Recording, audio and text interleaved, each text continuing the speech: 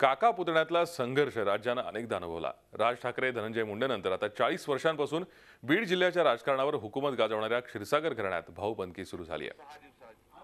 जिल्हा परिषद निवडणुकीत बीडमध्ये राष्ट्रवादीचे माजी मंत्री जयदत्त क्षीरसागर आणि संदीप क्षीरसागर या काका पुतण्यात कलितुरा रंगू लागलाय।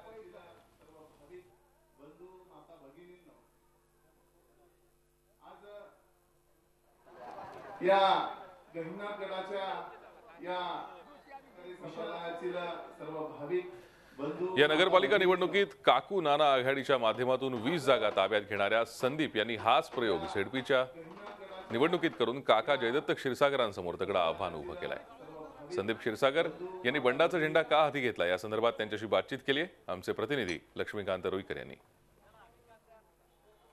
पुतण्याचं बंड महाराष्ट्राला काही नवं नाही।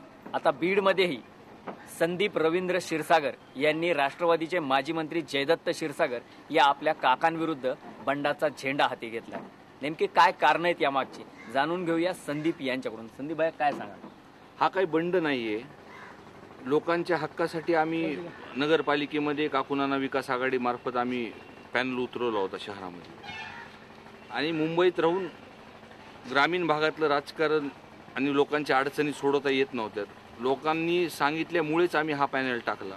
नेमकं वादाचं कारण काय? म्हणजे तुम्हाला सभापतिपद मिळालं होतं, सगळं काही घरामध्ये व्यवस्थित असताना असा कुठला एक विषय आहे की ज्यामुळे हे सगळं एवढं या थराला गेलं? हा काही राजकीय वाद नव्हता।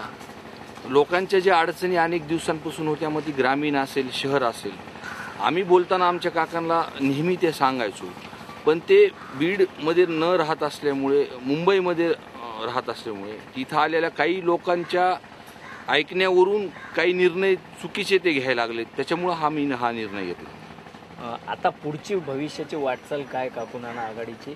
आपण क्षीरसागर म्हणून काय लोकांसमोर कशा पद्धतीने जातात? क्षीरसागर हे फक्त आडनाव आमच्यासोबत राहिलेलं आहे।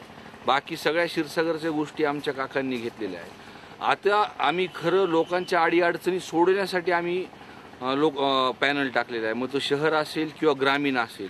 आणि ज्या पद्धतीने लोकांचा प्रतिसाद आमच्यासोबत आहेत, आम्हाला पूर्णपणे भरोसा आहे की पंचायत समिती आणि नगरपालिकेमध्ये काकूनाना विकास आघाडीचे उमेदवारच ठरवतील की जिल्हा परिषद अध्यक्ष कुणाचा होणार आहे। या राजकीय दंगलमध्ये नवखा पुतण्या काकाला चितपट करतो की अनुभवी काकांचे डावपेच यशस्वी होतात, हे पाहणं औत्सुक्याचं ठरणार आहे। लक्ष्मीकांत रुईकर, झी मीडिया, बीड। झी 24 तास रहा एक पाऊल पुढे।